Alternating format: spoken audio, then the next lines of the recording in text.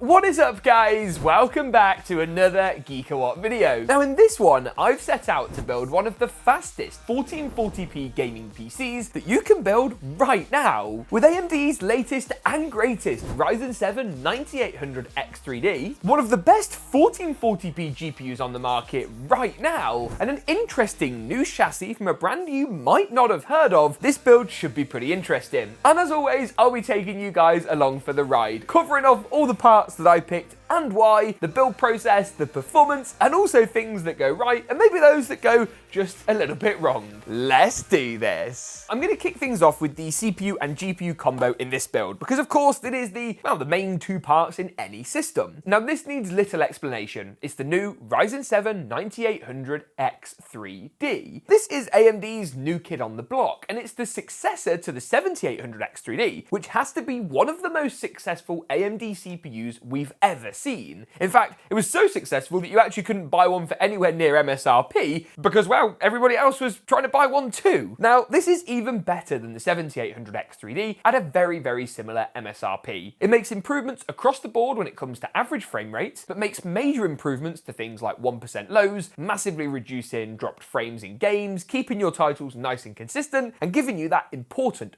buttery smooth gaming experience. Now, paired up with this, the RTX 4070 Ti Super, and this is going to be a pretty killer combination. Now, I've said this in quite a few builds recently. If you are wanting to build a system for this kind of money, this kind of use case, you might want to wait. Why? We're expecting new GPUs from AMD and Nvidia in a matter of weeks. I don't want to sound like a broken record spinning round and round and round, but there are new graphics cards coming. We know that. We don't know necessarily whether Nvidia is going to replace the 70 Ti super tier of card. We don't know if they will, how much it's going to cost, and we don't know if AMD will join the party too. We know they're not doing the top end, but that isn't to say they won't be doing the upper mid range. So watch this space. As it stands though, this is a great card for 1440p gaming. Yes, it's got some legs at 4K, but this build is all about that middle resolution. Those of you that want the better visual fidelity over 1080p, but with the extra frame rate that you get by not having to render all the pixels you would use at 4K. This is the best of both worlds, in my opinion. In terms of other hardware, I've gone a little high end on the motherboard. I'm going to be honest, this is another area where if you want to make some cost savings, you definitely could. I love this board though. It's the Carbon Wi-Fi from MSI, and it's one of the nicest boards I think I've ever seen when it comes to that sort of mid-range segment. This board really has everything that you could need, with BagZip connectivity, useful features like a Q-code debug display, of course room for 4 RAM DIMMs, AM5 CPUs. We've got fully toolless NVMe installation across not just the top slot, but all of our extra Gen 5 and Gen 4 slots for good measure, and you can see how easy both of these are to clip back into place. Nice and simple. I/O is really solid too. We've got USB 4, Wi-Fi 7, high-speed USB-A, a pair of Ethernet ports, you name it, this board has got it. And when we talk about those next-gen GPUs, it also has this rather interesting auxiliary 8-pin GPU power cable. Now I'm guessing that's so that it can put more power through the PCI lane, which I guess may be helpful for those next-gen GPUs. Really nice motherboard. The Tomahawk from MSI is a little cheaper and cuts down on some connectivity, and I'll leave both linked down below so that you can choose for yourself which one you want to go for. While we're here, let's talk about RAM and SSD. This is the Corsair Vengeance RGB DDR5 kit. This is a nice snappy 6200 MHz kit, and you want to be picking up a set with a CL of around 30, 32, 28 if you can. The lower the latency, the better. Storage wise, I've gone for a Gen 4 drive. This one is from MSI. It's the M480 Pro. It is, well, better performance than the standard M480 at no major price bump, which is nice to see. Power in this build is going to be provided by the Corsair RM750X. I think this is going to be all good, especially with its high level of efficiency for this CPU and GPU combo, and I'll look at power consumption later. 850 is going to give you a little more wiggle room, and as we talked about earlier, with those next-gen GPUs, if you do copy this build and sub out a future card, check that the power requirements aren't going to change as a result.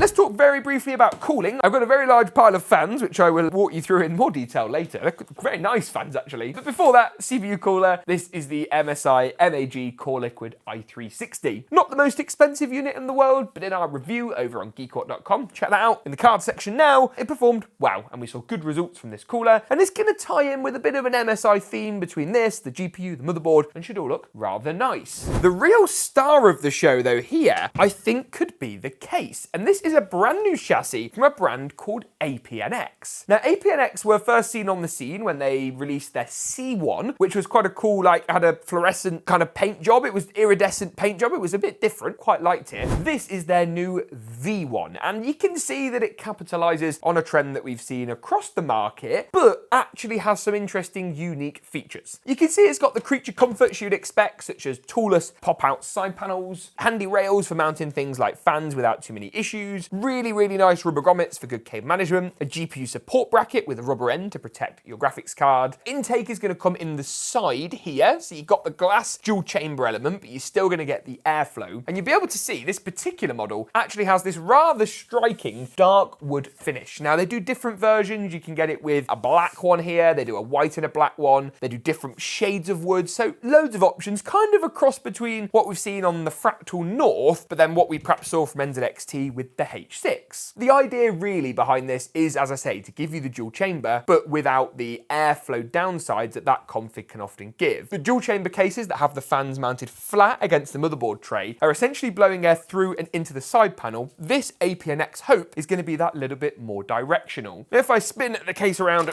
to the rear, the top panel's tallest too, we can check out the rear dual chamber layout, and as you can see, there's actually quite a lot going on here. So we've got this nice swing door mechanism that's screwed in, but that's going to give drive mounting bays room to kind of tidy our cables away. Power supply mounts at the top behind the motherboard, loads of pre-routed, really nice high quality Velcro cable ties, and of course the wiring for the I/O, which consists of a HD audio port, two USB 3s, and a USB Type-C. I'll leave links to this and of course all the other components down below if you want to check them out in a little bit more detail. With that all kind of covered off, all the parts discussed, let's go ahead and start off with the motherboard assembly. As always, I'm going to kick things off by installing the CPU into the CPU socket, the RAM into the DIMM slots, and of course our SSD into the top NVMe slot to get the motherboard assembly moving along nicely. Once that's done, just going to finish the motherboard assembly off with some CPU cooler mounting hardware. Just need to take out the two plastic brackets above and below the CPU socket and then add in these AMD standoffs from the cooler box. The rest of the cooler can be done once the motherboard is in the case. This, I believe, should have everything that I need to get this build assembled. So let's just have a quick look. Yep, so not a great deal in there. Just doing some cable ties, some silver thumb screws, some extra pop joints for the glass panel, and then all the motherboard screws. Now, this is of course an ATX motherboard inside of an ATX case, so the next stage of the build is super easy. All I need to do is go ahead, pick the motherboard up, slide it into the chassis, just dodge the GPU support bracket, get it lined up, and then just like that, it's going to sit into place and is ready to be screwed in with 3 screws at the top, 3 down the middle, and 3 along the bottom. Really simple stuff. After that, it's time for some cooling, and by cooling I mean the fans in this build, because it doesn't come the case with any by default, and of course the CPU cooler. Now, I'm thinking of putting the CPU cooler at the top of the case. That's going to be easy to install with this removable bracket and provide nice exhaust airflow. 3 intake fans on the side, 3 intake fans on the bottom, and then an exhaust fan at the rear. I've got 4 standard fans and 3 reverse fans from APNX, which match the case better. So what I'm going to do is use the 3 of the exhaust fans for the radiator, 1 for the rear, the 3 intakes for the side, and then at the bottom I'm going to place down my radiator fans from MSI, which don't match as well, but they'll be more hidden at the bottom and provide direct airflow for the GPU once I've installed that. So I think it's time for the reintroduction once again of a bit of a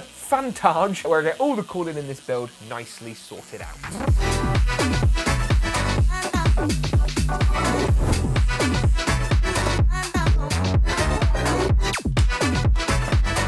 Cancel the Montage or pause the Montage. This isn't going to work. These fans are so thick that my existing included MSI radiator screws don't go through, and my tub of another 1,000 or so fan screws aren't long enough. So APNX, I'm going to need some longer fan screws, and be aware if you're going to buy these fans, normal radiator screws are not long enough. That's a shame. I'm going to resume the Montage by putting back on the fans that I just took off, which as you can tell I'm delighted about.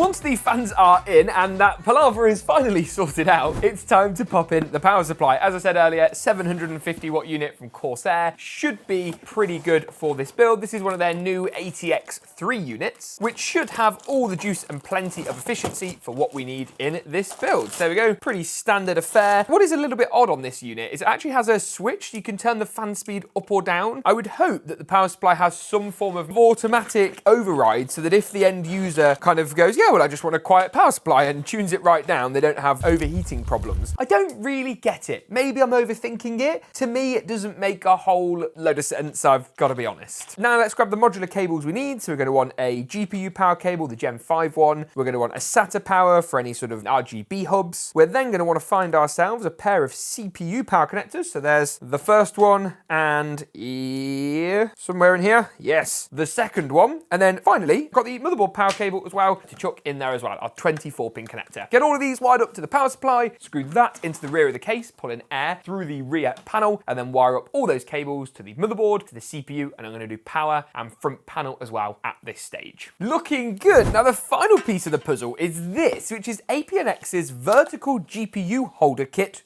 2. I think this is a PCI Gen 5, it is. So this is actually going to, again, future-proof this build for those next generation rumoured launches and gives us the ability to vertically mount a graphics card within the build, which I think is going to look absolutely amazing. So we've got our vertical GPU bracket, the screws we need, and then I think the riser, yeah, that just screws into there. I'm going to need to remove all the PCI lanes at the rear of the case, slide this riser unit in, clip the riser cable into the motherboard, and then pop the GPU into that. And the rest should be pretty simple. So that, once it's all lined up, he says, hoping, should be our 4070 Ti Super into place. All I'm going to do now is pop in the GPU thumb screws, which is kind of easier said than done, and wire up a power cable, which is going to, of course, give our 70 Ti Super plenty of juice. That's clicked in. And there we have what is a really, really good looking build. Give me a few moments to tidy this thing up, get it booted, and we'll look at performance after that all-important GeekaWhat montage.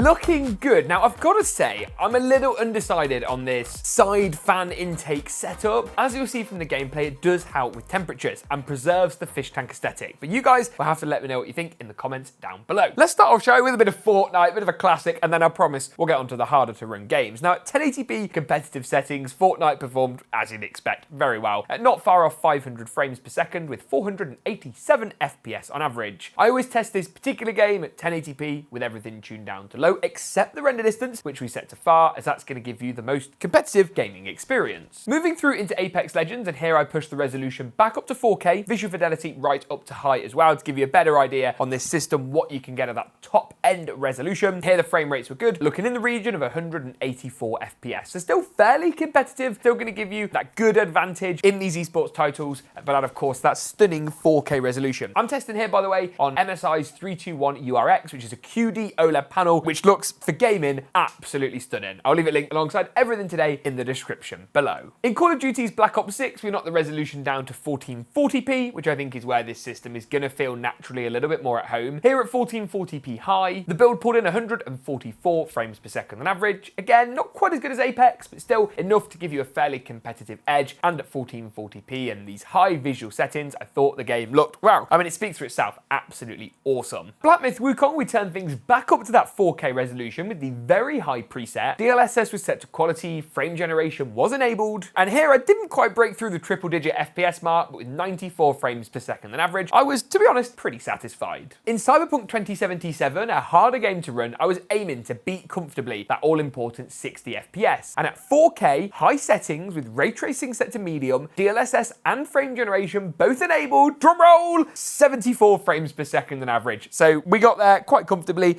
and as you can see, the game game looks really quite lovely. It's a game where ray tracing and DLSS make a big difference, and a game that undoubtedly Nvidia has a little bit of an advantage at. In Hogwarts Legacy, at 4K high settings, frame rates dropped a little further, down to 71 frames per second. This is an RPG where arguably 60 FPS is actually plentiful. I wouldn't personally want to be any lower than that because the game just starts to feel not particularly smooth, but here, at this top end resolution, the game performed really well. Or the system performed really well, I should say. Well, finally in Alan Wake 2, I wanted to push this build to its limits. Put it at 4K, which is higher than a lot of you guys who will build this at home will end up using. This is more of a 1440p system. DLSS on quality, frame generation on, ray tracing set to high. What do we get? 64 frames per second on average, which to me was really very good. 1440p and you're going to be a lot closer to that 100 FPS mark. I think, again, in an RPG game like this, that frame rate is more than adequate. But again, this is a worst case scenario at that 4K resolution. What do you guys think of this build? A big shout out to APNX for sending over their brand new V1 case.